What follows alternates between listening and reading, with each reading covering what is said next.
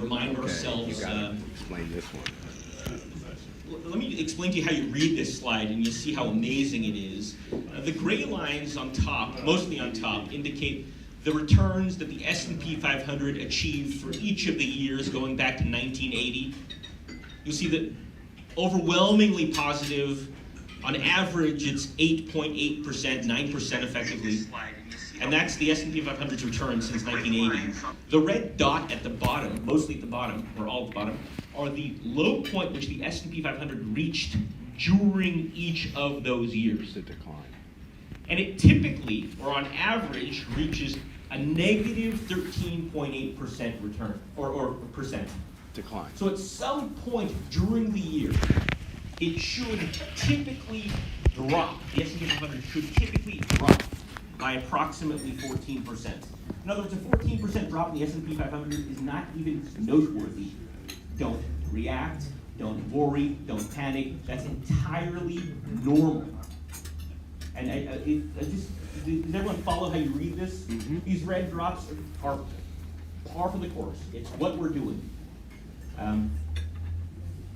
Also wanted to announce that there's the largest CPA firm in Brooklyn has partnered with us to develop a New York office. It's a culturally perfect fit. We come at it with the same perspective, background, training as they do as CPAs, steeped in numbers, and it's a very exciting move for us. So thank you very much for supporting us through this move, and we're excited to expand our offering to our clients. And a quick video before we introduce David, Rob Kron.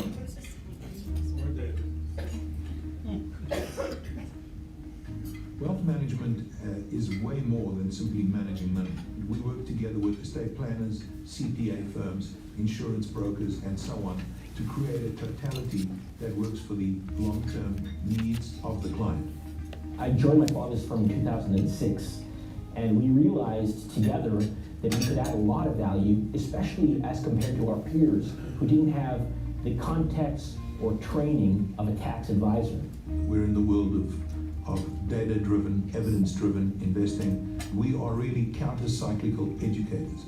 When the market's going up incredibly strongly, we keep cautioning people to the fact that these things don't go up in straight lines forever. And when the market's doing poorly, we inform them, advise them that markets don't go down forever either. Having the privilege of working with my father brings a lot to the table. We have all of his experience and gray hair, as well as the energy and enthusiasm of the next generation. We view ourselves as kind of the quarterback of the financial planning team. Our primary role is to design and implement a portfolio that's responsive to the total financial situation of each client. Taxes are the largest bills that most of us will pay on an annual basis. And if we can do anything to help minimize or reduce that expense, whether it's inside the portfolio we're managing or within the client's overall picture, we've achieved a lot. Everybody in our firm really loves what we do. The emails fly at all times of the night, and from early in the morning they start. And you can sense the passion in every meeting, in every client interchange, and in the roundtable conversations that we have with our own group at the office. Proudly having been in business and active through the 2008 collapse, I can tell you that our counsel and approach with our clients does work. We encourage and educate our clients to stay buckled in, to remain committed through the ups and the downs.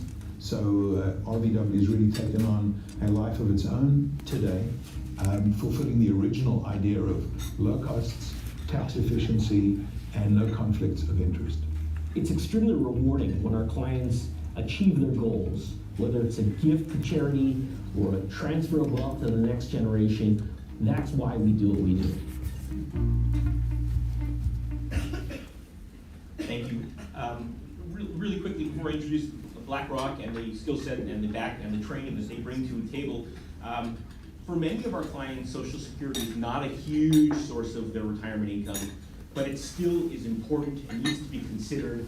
We've developed the expertise working with BlackRock to help manage and optimize the outcome from that source of income, and I invite you to call upon us to work with the BlackRock tools to help you and your family optimize what it is Social Security can deliver for you, your spouse, and of course the survivor of the two. Without further ado, here's Rob. Thank you.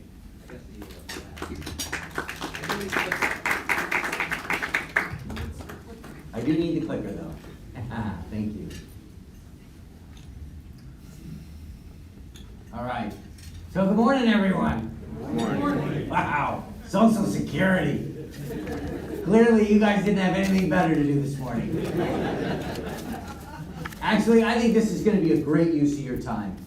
And the reason I believe that is if you think about it, every single person in this room, and I would argue every single person in America, bought Social Security in complete and total ignorance. Right. Think back to your first job. Show of hands of anyone here who got a buyer's guide or a user's manual. Those don't exist, do they? All you get's the deduction on your paycheck. I remember going up to my dad asking, "Who's this FICA guy? Why is he taking all my money?" I didn't get a very good answer. Now, in October of 1999, they did start to send us all a statement every year, try and summarize what it is we've been buying. But that statement is pretty narrowly focused. It really only talks about the money that you've paid into the system, and then the benefits that can come from those payments. It doesn't talk at all about money you might be able to collect off of somebody else's work record. It doesn't talk about all the options that you have. Now, it does cover taking it early or waiting. We have a pretty good discussion on that. There are a lot of other options they just ignore. And then probably most importantly, you won't find any discussion of strategy anywhere on that statement. Like, when should you take your money? So there's our goal for this morning. Trying to make you more informed consumers, God bless you, about a purchase you've been making your entire working lives. All right, let's dive in. Now, when I first started public speaking, one of the very first things I was ever taught was that any really good presentation always begins with statistics.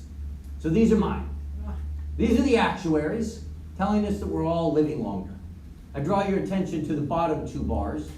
What they basically conclude is that for a couple that has reached the age of 65 in reasonable health, there is a 50% chance that one of you is going to live into your early 90s, and a 25% chance one of you makes it to your late 90s. Now, allow me to contrast the fact that we're all living longer with this statistic from Social Security.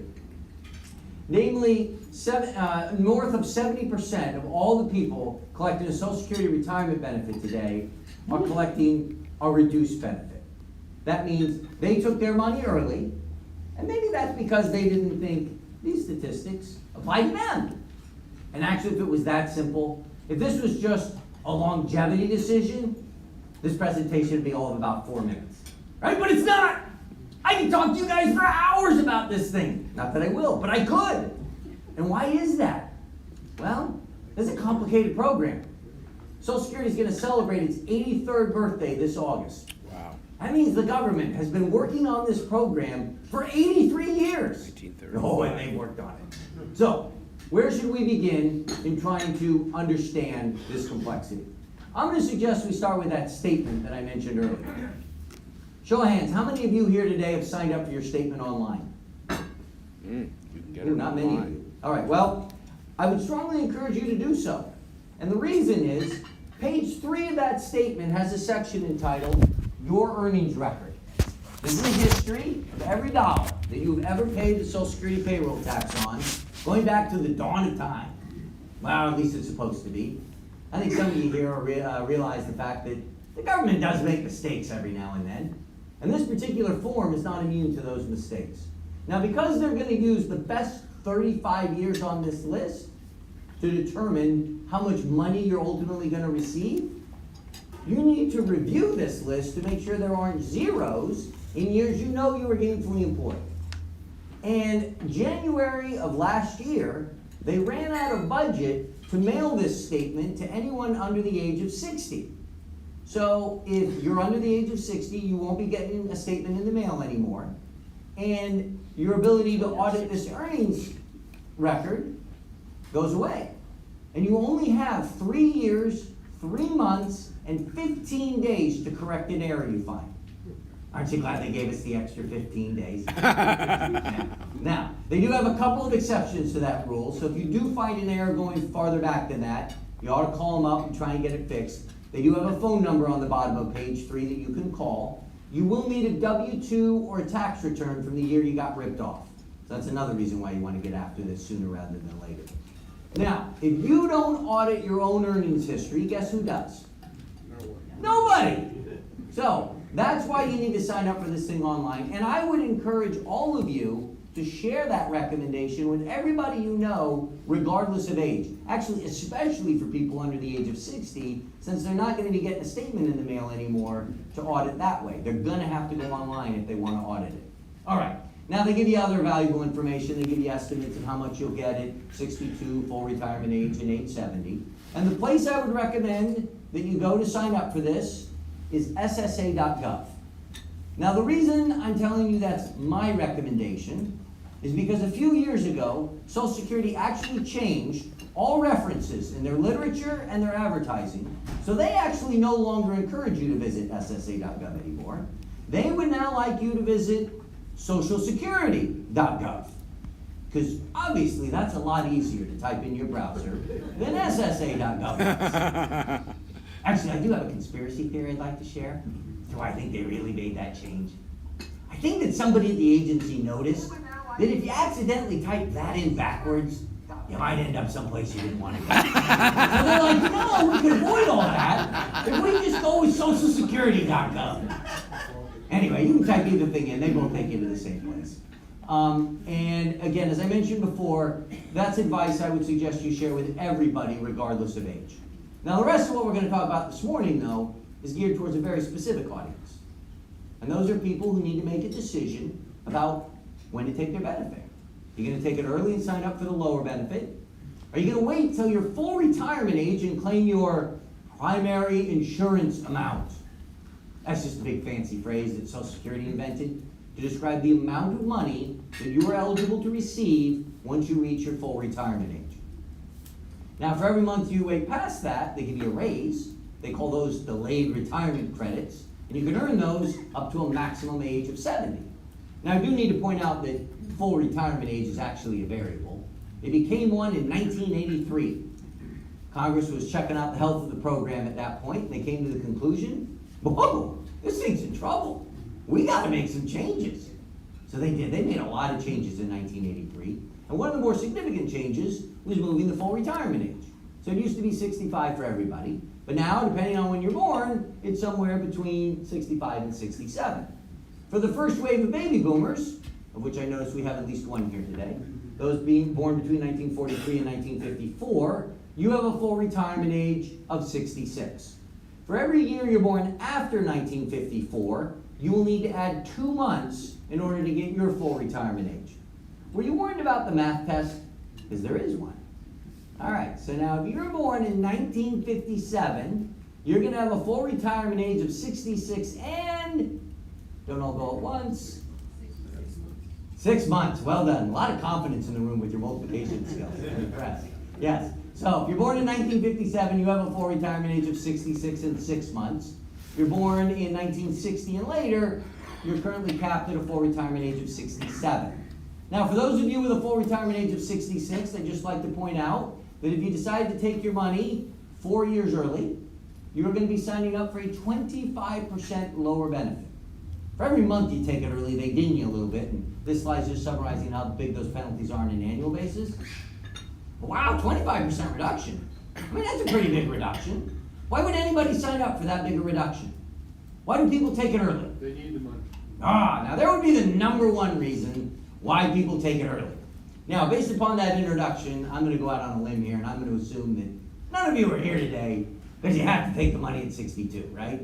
And actually, that does reflect the original intent of the program, quite frankly, right? To keep seniors out of poverty. So if you get to 62 and that's how you're going to pay the bills, of course you're going to take it at 62, right? But I don't think that's the audience we're talking to this morning. I think that you are here trying to decide, should you take the money at 62? And if that's the frame, let me suggest 3 things that you ought to consider before you collect early. First, are you going to stop working? That's kind of important. Social Security is supposed to be a retirement benefit, and as such, the government has a penalty system to discourage people from taking the money early and then continuing to work. I'm going to talk about that more on the next slide. Longevity is kind of important, right? The way the formulas work here, if you wait till 70 and then you pass away at 71, that did not work out for you. You take it at 62, set the new Guinness Book of World Records for longevity, that probably didn't work out either, right? So longevity is important, and we'll talk more about that. But I'm going to suggest that the single most important thing that you need to consider before you take your money early is whether or not you're married or you have been married, and what the age and earning differences are between the two of you. And that's where we're going to spend most of our time. But let me just quickly talk about this penalty system real quick. If you decide to take your money early and continue to work, you're going to discover that you're now subject to something called the work-related earnings test. Now, when I say work-related earnings, I'm talking about W-2 income, self-employment income, that kind of stuff. I am not talking about pension payments, 401k or IRA withdrawals, dividends, interest, any of that stuff. But if your work-related income exceeds the threshold for the given year, which for this year is $17,040, for every $2 that you make above that threshold, Social Security is going to keep $1 of your Social Security check. So it does not take a whole lot of earnings for part or all of that check not to show up. And if you're going to sign up for a lower check, then you're not even going to get. That may not be such a great idea. Now, I'd be remiss if I did not point out that the government didn't think that that particular rule was complicated enough for all of us. So they decided the year you reach your full retirement age, we needed a new test. You can actually make more money that year, $45,360, and then they're only keeping $1 for every $3 above that threshold. I don't know about all of you, but that just kind of sounds like random number day on the House Ways and Needs Committee. Yeah? $45,360, really? All right, anyway. This last item I have up here says that once you reach the month of your full retirement age, this test goes away. So at that point, you are free to collect Social Security, earn all the money you possibly can from work, and not have to worry about any of it being withheld. Now, if you make a mistake, you take it early and then you decide to go back to work, they will let you fix that using a piece of paper that they've created. That seems to be the solution to all problems the government identifies. Well, let's create a form to fix that problem. So here they've created the request for the withdrawal of application, and essentially what it does is it allows you to say, I made a mistake, here, let me send you back all the money you've sent me, and let's just pretend none of this ever happened, and I'll file later. And that's great, but in December of 2010, they put an additional restriction on the use of this form. You have to use it within 1 year of filing for your benefit. Because if you attempt to hit the do-over button after that, you'll find that they're going to deny your request. Notice the name, request for the withdrawal of application. It's not the demand for the withdrawal of application. So they will deny your request if you filed for your benefit more than a year ago. So what I'm saying is basically, once you've been collecting for a year, you're pretty much locked in and your decision is irrevocable at that point. Okay. Now, that's the downside of collecting early. It's a lower check, and if you're working, you've got this withholdings test to deal with. The upside of waiting is the raise. It is an 8% annual increase, prorated for every month that you wait. So if you wait 6 months, how big's the raise? 4%. Our division skills in the front row are strong. I don't know about the rest of them. Yeah. So 4% if you wait 6 months, or 32% if you wait 4 years. How do you decide between a 32% increase and a 25% reduction, and then every single option in between? Well, if you're single and you've never been married, it's actually quite easy. All you need to do is decide how long you're going to live. Right? You decide that you're going to make it into your mid or late 80s, you ought to wait till 70. You're not so sure you can put up with the rest of us for that long, you might want to take it earlier. The reason is that the only benefit you're ever going to be able to collect is your own. The math is pretty straightforward. If you take the money at 62 compared to money you would have received had you waited till 66, what you're going to find is once you celebrate your 78th birthday, every month you live past that, the government will have cumulatively sent you more money than the age 62 decision. That crossover point for the age 70 decision is 82.5. So again, if the only benefit you're gonna have access to is your own, how long are you gonna live? That's your decision criteria. If you're married though, or you used to be married, it's a lot more complicated. And that's because there are 2 additional benefits that you're eligible to collect that single people who've never been married are not. And while they're mentioned on the statement, they're not very well described. And I'm gonna venture to guess that most people really don't appreciate how powerful these 2 benefits are and how they really work. So I'd like to just take a couple of minutes to walk through both of them. So we're gonna start with the spousal benefit. This is a benefit that is available when both people in the equation are still alive. When one of the 2 people passes away, we will then talk about the very creatively named survivor benefit. The marketing department at Social Security spent a lot of time on that. All right, so let's stick with the land of the living and talk about the spousal benefit first. Now, I'm going to basically make 4 key points about this benefit. And to do this, I'm going to use a hypothetical couple to give you a few examples. So let me introduce you to Jordan and Alex. You'll notice Jordan has a primary insurance amount of $2,200. This means that based upon Jordan's work history, when Jordan reaches full retirement age of 66, Jordan can get a check for $2,200 every month. Yeah, exactly. You'll notice Alex has a primary insurance amount of 0. This means that based upon Alex's work history, there is no benefit available. Alex did not pay into the system for at least 10 years. Now, some of you might have noticed that I have strategically selected gender-agnostic names for my hypothetical couple. Exactly. So, feel free to assign whatever gender you would like to either or both of them, because it doesn't matter.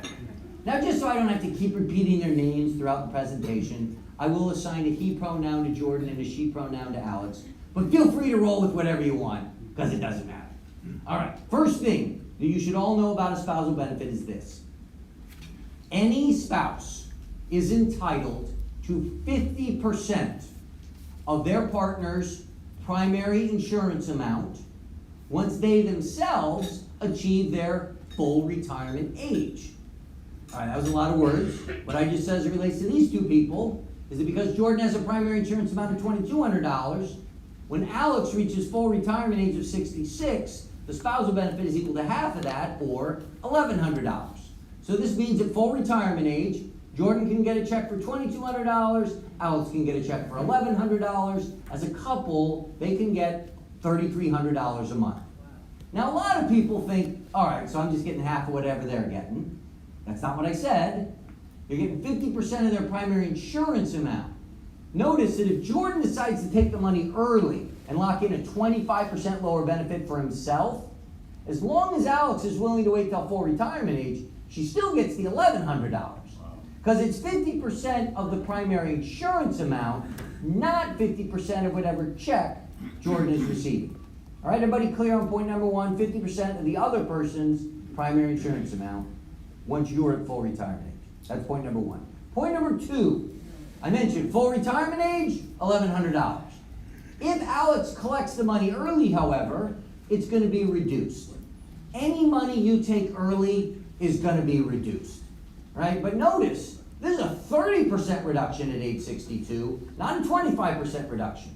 They really stick it to you if you try to take the spousal benefit early. But now, what if Alex didn't need the money at age 66? What if she was willing to wait? What happens then? Nothing happens! So, if you become eligible for a spousal benefit, and this is the largest check you're ever going to be able to collect from Social Security, please don't wait past your full retirement age to do so. Because for every month you wait, that's just money you're leaving on the table, and you're never going to get back. All right, so 50% of the other person's primary insurance amount. It goes down if you take it early, but it does not go up if you wait. Third point, there is some eligibility criteria for this benefit. So the first part of the eligibility criteria is length of marriage. If you are currently married to someone, that marriage had to have lasted 1 year in order for you to be eligible for a spousal benefit. There's a little asterisk next to that I'll get to later on. But generally speaking, you have to be married a year to your current spouse before you're eligible. If you used to be married to someone, that previous marriage had to have lasted at least 10 years, right? 1 year for a current spouse, 10 years for an ex-spouse. And if you are currently married to someone, that someone has to have filed for their benefit in order for you to become eligible for the spousal benefit. So in the case of our hypothetical couple, if Jordan is planning to wait all the way till 70, because Jordan wants the really big check, $2,900 a month, well, Alex can't collect the spousal benefit until then. And while Jordan got rewarded for waiting, Alex does not. But she's not eligible until he files. All right? Okay, we're gonna quickly move past this. And now we're gonna talk about, no, we're gonna skip that too. And we're gonna talk about the fourth point. So, we've covered 50% of the other person's primary insurance amount. Goes down if you take it early, doesn't go up if you wait. There's a length of marriage and a filing requirement in order to be eligible. And then the last point I want to make is, what if Alex actually did have a primary insurance amount? So Alex did pay into the system for at least 10 years. So we're going to give Alex a primary insurance amount of $600. So at some point, Alex is eligible for her own benefit. And once Jordan files, she's eligible for a spousal benefit. What happens? Well, she does not get to add the two benefits together. They're actually going to net them against one another in an overly complex and somewhat convoluted way. Now, I'm going to very quickly go through that complexity, but if at any point I lose you, what I'd like you to do is take both your fingers, stick them in your ears, and repeat to yourself, I get the bigger of the two, I get the bigger of the two, I get the bigger of the two. Because that's mostly how it works. Now, the reason it's a little different is as follows. So, at full retirement age, she can collect the $600 because that's her money. She could take it early, it goes down by 25%. She could wait, it goes up by 32%. But the moment that Jordan files for his benefit, it makes her eligible for the $1,100, which is the largest of the two amounts. So it creates a ceiling, a maximum benefit that she can receive.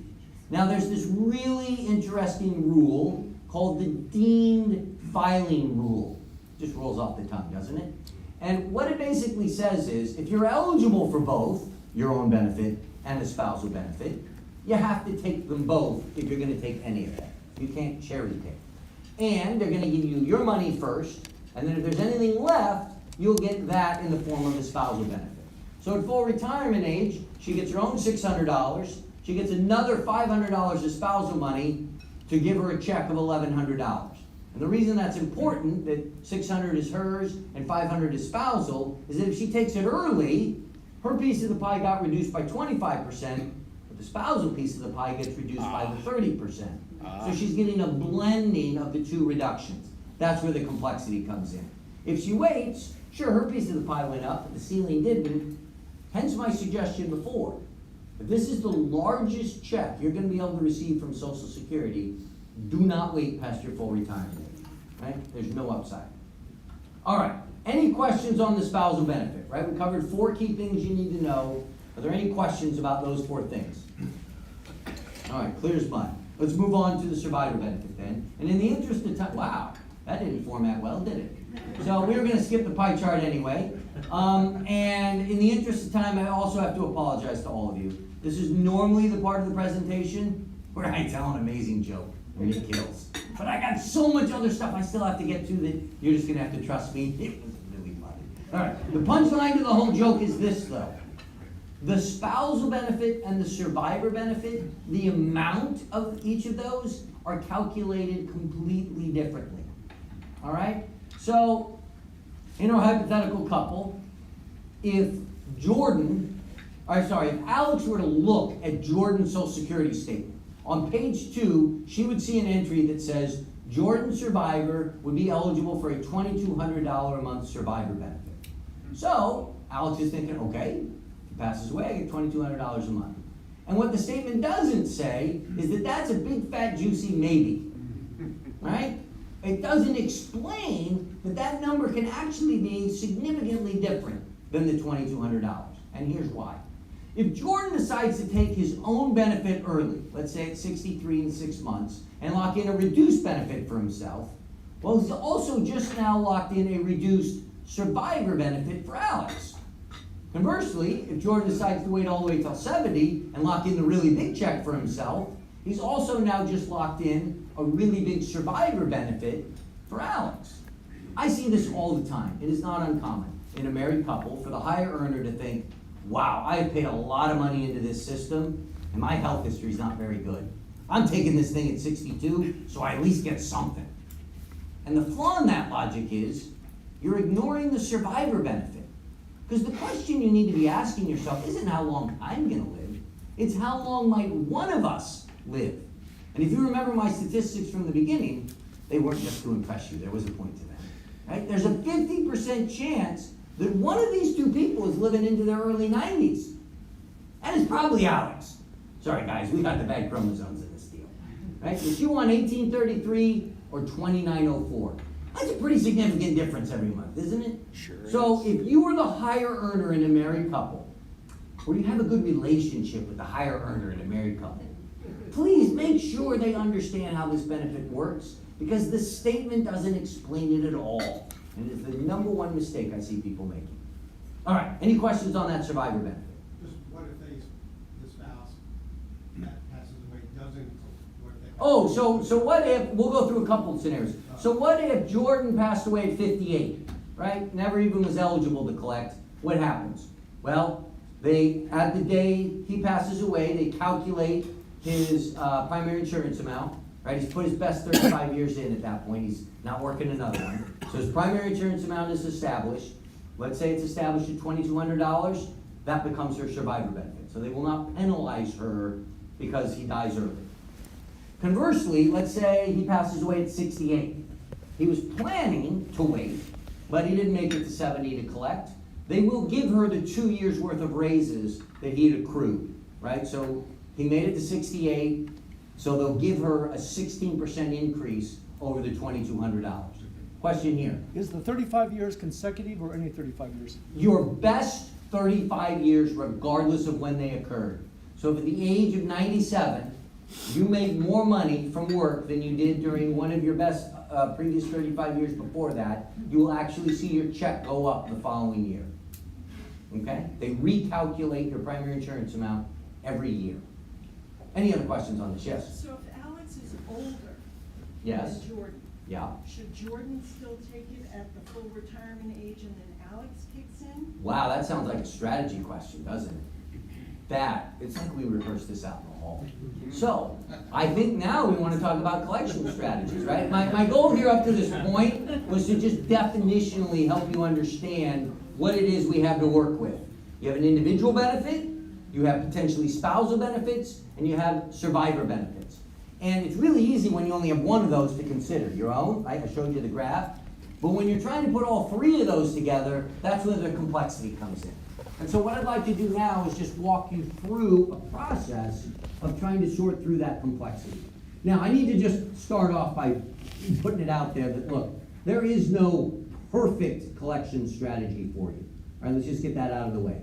The reason there isn't a perfect collection strategy for you is because you aren't capable of providing the information necessary to come up with that perfect strategy. Namely, you don't know when you're going to die. So because of that, there's a little bit of art and a little bit of science involved in arriving at a decision.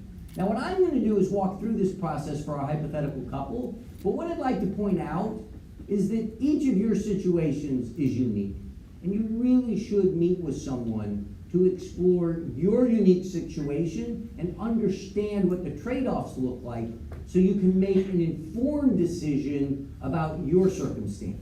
So I'm going to show you how this process works for Jordan and Alex, but I just remind you that each of you can go through this exact same process with the folks here in the room today. Any of these advisors can walk you through this process, as Jonathan mentioned. So I just encourage you to keep that in the back of your mind as we walk through Jordan and Alex. So in essence, the start of this process is the recognition that you don't know when you're going to die. And so what I'd encourage all of you to think about is talking about, well, what does a lack of longevity look like for us? And what does some longevity look like for us? Right? We don't know which one we're going to get, but ideally we'd like to pick a strategy that does okay regardless of that outcome. So with Jordan and Alex, we're going to start with a lack of longevity scenario. You'll notice here that I have Jordan living through 75, Alex living through 84, well below the life expectancy of a couple that's made it into their 60s. their 60s, and we're gonna take a look first at how much money do they get if they both take it right away at age 62. So what we look at here is Jordan's benefit gets reduced by 25%, so he gets $1,650 a month, and he gets that check for 168 months, from age 62 through age 75. Now Alex, her $600 gets reduced by 25%, and she also gets that 30% reduced spousal benefit, right? Remember we went through that blending, so she gets $800 a month for 168 months. But then when Jordan passes away, Alex gets to step up to the survivor benefit for another 84 months. And when we add all those checks together, you'll notice that this couple gets about $607,000 out of Social Security. Show of hands, how many of you had any idea you could get more than $600,000 out of Social Security even if you didn't live very long? Anyone? A few people? Right. I mean, it was actually one of the things that surprised me when we put this all together. Didn't quite realize the magnitude of the benefit. And that's interesting, $607,000. But what's really fascinating is how that number changes as your collection strategy changes. So now we're going to look at waiting till your full retirement age. So that means they don't get any checks for the first 4 years. But then the checks are bigger. $2,200 for him, $1,100 for her, and then a $2,200 survivor benefit. And even though they didn't live very long, they still get more money, about $633,000. Now, if they wait till 70, that means there are no checks for 8 years. But then the checks are huge. $2,904 for him. All right, she's still only getting $1,100 because of the way the spousal works. But then a $2,904 survivor benefit, and guess what? That was a horrible decision for them. That's $601,000. That's the lowest number up there. And that's why some of you are not going to want to wait till 70. Because if both of you don't live long enough, that's a bad outcome, and you've now just left more money to your least favorite beneficiary, Uncle Sam. Right? Nobody likes leaving money to that guy. So what if we were to look at combining different collection ages to try and maximize the amount of money they get back?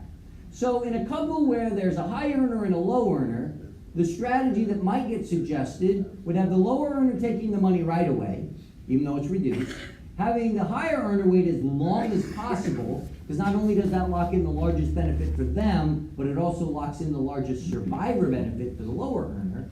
And then what's interesting here is when Alex called up at 62, she wasn't eligible for a spousal benefit yet because Jordan hadn't filed. So she gets her own money, but then after he files, she is eligible, so she gets to collect that extra $500, and that part isn't reduced because she didn't take that part early. So starting at age 70, she'll get a check for $950 every month. She doesn't get the full $1,100 because she took her piece of the pie early, and that's permanently locked in. But then she gets the $2,904 as the survivor benefit, and what you see is they actually get the largest sum with that strategy, a little north of $634. Now, we all did let me just get through this and then I'll take questions. Now, we all did pretty well, even if in our own heads on the math test, so I'm sure all of you are looking at these four numbers and you're coming to the conclusion they're really not all that different from one another, especially over like a 10 or 15 year period. I mean, who cares? Let's just take this money at 62 and be done with this. And if you knew that's when you were going to die, that'd be an awesome strategy. But you don't know that, do you? So that's why I encourage folks to look at, well, what if there's some longevity? How do the numbers change?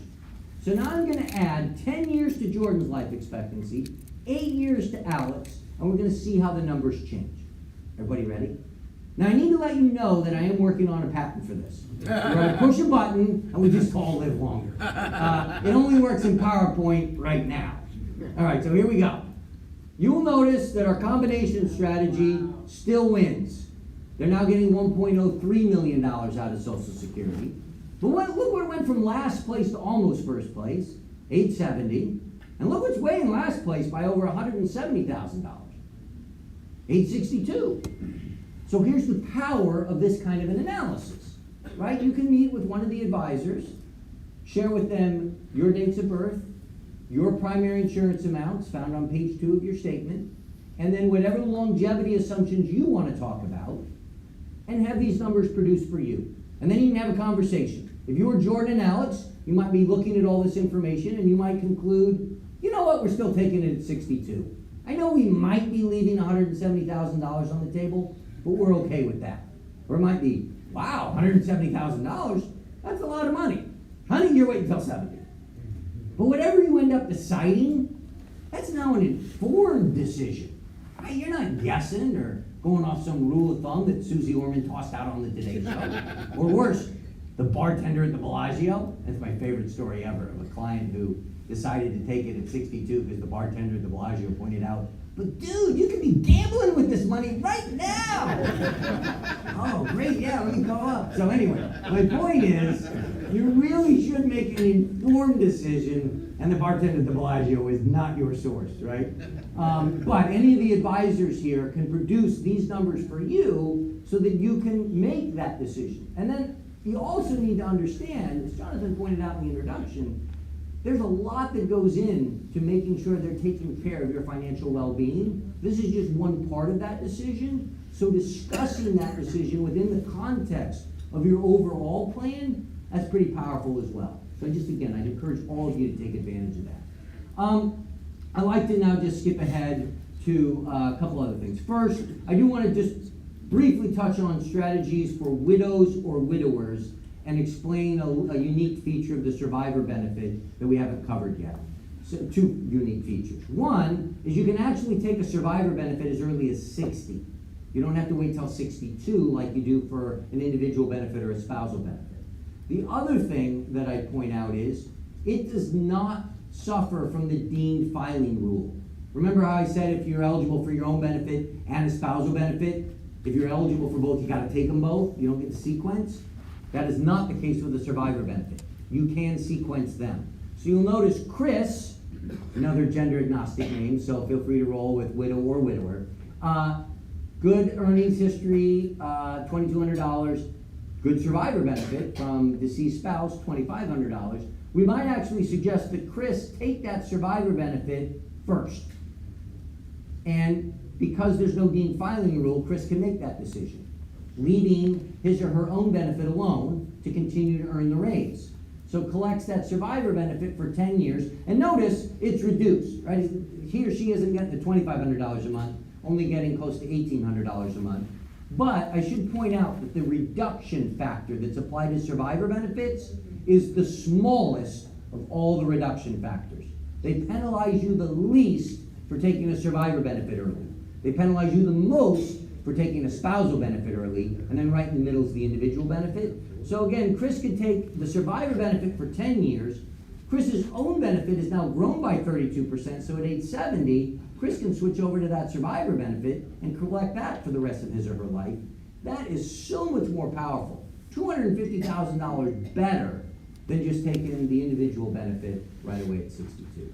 So again, you can sequence benefits as a survivor, and you should know that. There was actually a recent article put out where one of the congressional watchdog agencies noticed that the government was underpaying tens of millions of dollars to widows because they weren't fully disclosing the ability to do something like this to them at the point of collection, which in essence just reminds me to remind all of you, if you're going down to the Social Security office in person or calling them up on the phone or going to their website and expecting to get advice on what you should do, that is a mistake. You might get some advice, and it might actually be good advice, but you're equally likely to get no advice or even some bad advice. So what I would suggest is that when you go to Social Security, either in person, on the phone, or over the web, that you're going to place your order. You've already discussed your strategy with your financial advisor, and all you're showing up with is, here's what I want to do, please execute it. That is the safest decision you can make. You could luck out and end up meeting with someone down there who's been there for 30 years, is a very compassionate individual, and will walk you through every option and why or why not. But you may also get the 12-week rookie, who's a really important lunch date. They're not missing for anything. And so you're like, hey, just take it now, because I gotta go, right? Don't subject yourself to that. Know what you want before you go place your order. All right, last thing I want to wrap up on is my favorite part of this presentation. I do save the best for last. The reason this is my favorite part is because I'm pretty sure when I'm done with this section, every single person in this room is going to be able to call up at least one person that you know, and you're going to let them know about money they didn't know they were entitled to. And if you position that properly, that's got to be good for at least a bottle of wine, if not a full dinner. So let's put our thinking caps on, and I'd like you to think about anybody you know that meets the following 3 criteria. They were married to somebody else for at least 10 years. The person you're thinking about is currently unmarried. Doesn't matter about their ex-spouse. Their ex-spouse could have gotten remarried. That isn't relevant. And then lastly, both the person you're thinking about and their ex-spouse have turned 62. Anybody that comes to mind, you need to call them up and let them know they are entitled to a spousal benefit based upon the entire work history of their ex-spouse. Not just the period of time they were married to them, but the entire work history, and there is not a divorce decree on this planet that can prevent them from collecting that money. And once the ex-spouse passes away, as long as the person you're thinking about isn't the reason for their demise. All right, I need to point out that Social Security does not send checks to penal institutions or to sanitariums. So as long as the person you're thinking about didn't have anything to do with it, or they didn't get caught, they would be entitled to a survivor benefit based upon the entire work history of that ex-spouse. And a quick reminder, right, the spousal benefit was 50%, the survivor benefit's the whole McGill, right? Okay, a couple other things you need to keep in mind about this benefit. Notice unmarried. That's really important. If you share this information with someone and they begin to collect a benefit off of an ex-spouse, they need to realize that if they do meet the new love of their life, the moment that they say, I do, they are unhitching their wagon from the ex-spouse and immediately hitching it up to the new spouse. I'm actually waiting for all the dating sites to add primary insurance amount as one of the input fields. I think that would be important information to know. This is where the little asterisk comes up as well. Remember how I mentioned you need to be married to someone for at least a year before you can collect a benefit off their work history? This is the exception. If they were already collecting money off of somebody else, the moment they say I do, they can begin collecting off the new person. They don't have to wait a year. Okay, that's the little exception. 62. That's different than what we talked about for married folk. Remember, in a married situation, if your spouse doesn't file for their own benefit, you're not eligible for the spousal benefit.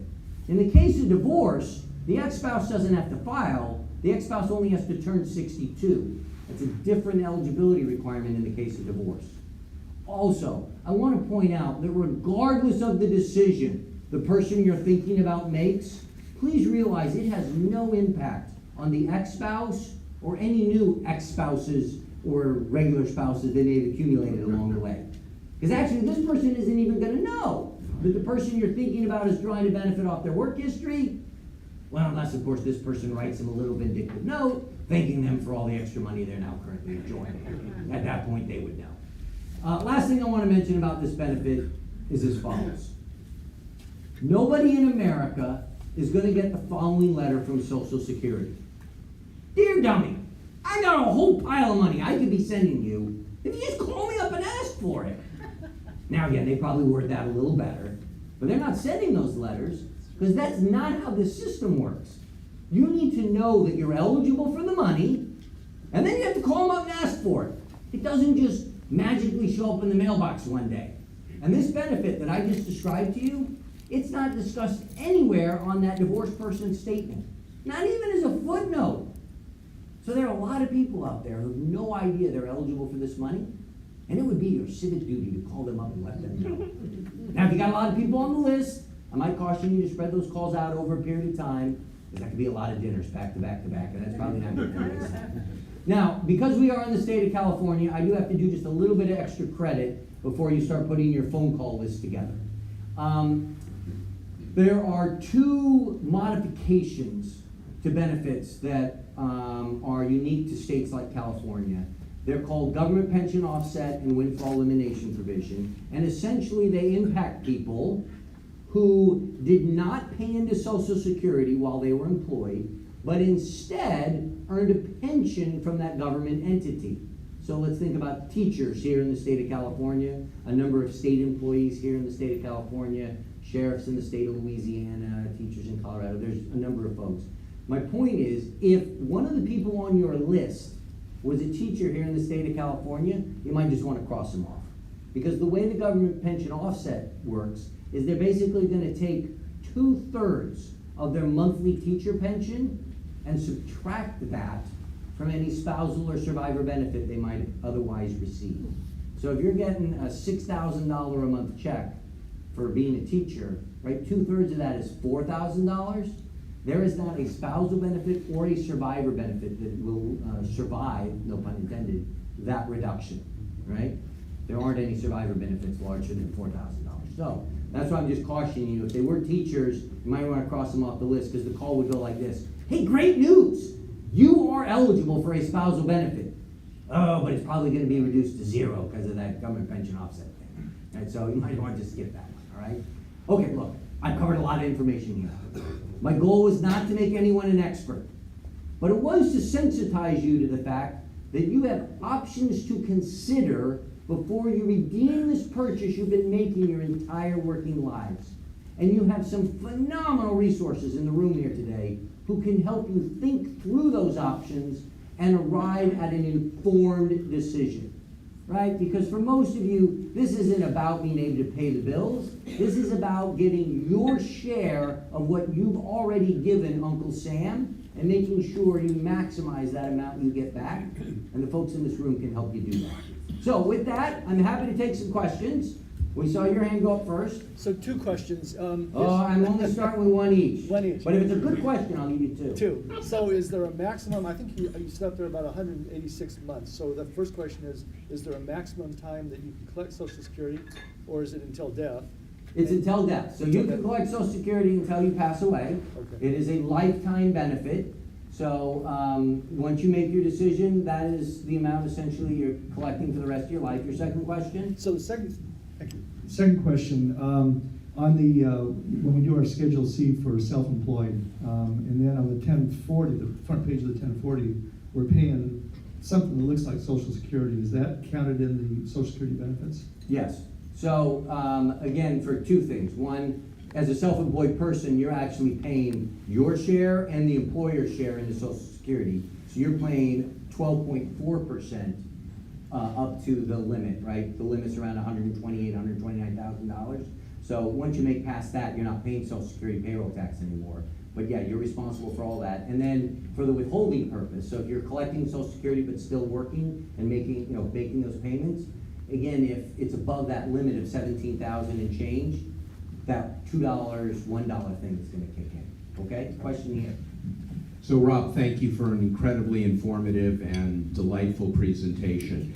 Not to complicate the combinations and permutations in some of your examples, but is the PIA inflation indexed, and when, and would that change the amounts you get because of the increase in PIA because of inflation? So every single Social Security benefit, whether it's your own benefit, a spousal benefit, a survivor benefit, any of those benefits, they're all increased every year by the cost of living adjustment. That cost of living adjustment is announced in late October, and it coincides directly with whatever the Department of Labor said the trailing 12-month CPI index was.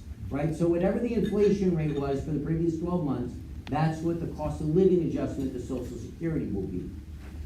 So some people think, oh, there's mean Congress people deciding not to give us more money this year as a rate. No, there's no one deciding. There's a formula that determines what that increase will be, and then it gets applied to all benefits every year. So then that could change the decision. No, it doesn't, because all the numbers move up. It's all linear, right? Okay. Now, what could change that is the time value of money, right? You take the money at 62 and invest it in the market. Now you're comparing market returns to the raise. And the calculator, again, the analysis that the folks here can run for you will allow you to include some assumed rate of return so you can have that comparison available. I would caution you, you should be picking a very conservative rate because it's for a specific 8-year period that it matters, right? From when you're 62 to 70. And I don't know anyone who can predict the performance of the stock market over a specific 8-year period, so you want to be careful. Yeah? How does your strategy change if both partners have similar incomes? So again, this is where the analysis will show, because again, as I said, everyone's situation is different. And generally speaking, what you're gonna see there is, depending on the age differences, it probably will suggest whoever you think is going to have the shortest longevity, wait the longest, which seems counterintuitive. But in essence, what you're doing is you're setting them up for the largest survivor benefit to the lower earner, and that once that happens, the lower earner's benefit becomes, irrelevant. So they want to get their money out as soon as they can, with the assumption they're switching over to the survivor benefit. But again, all of this plays out when you just look at the analysis. And again, it's a question of is it an $8,000 difference, and who cares? Let's just take it right now, or is it $180,000 difference? Right? That's fundamentally what the punchline to all of this is. Yes. Hi, in your scenario, Jordan and Alex seem to be about the same age. I had them the exact same age because it keeps the math What if really there's a easy. significant difference, say That's 20 really to important. 30 years between Alex and Jordan So and really their important. second marriages? Yeah, really important, right? Because clearly there's a really, really, really high likelihood that one of those two people is going to outlive the other. And so that survivor benefit becomes even more important in that scenario. And then we didn't talk about dependent benefits, but when you see large discrepancies like that, oftentimes there will be minor dependent children at home, and there's a Social Security benefit available for them that we'd be happy to talk with you about if that's part of your unique situation as well. All right? Look, we've covered a lot of stuff, and I'm happy to take questions all morning, but I do recognize that people have lives to lead and places to go. So why don't we, you're landing the plane? Yes. All right, why don't we do that? Well, we can stay for a little. Yeah, no, I'm just saying that. Thank you so much again. Of course. When we were searching for a speaker on Social Security, we were trying to search for the best one, and I didn't realize we were getting such an amazing speaker and an informative one at that, so thank you again, appreciate it. You're very welcome. And as a gift, I have something for you. Oh, thank you. Very kind of you. Thank you.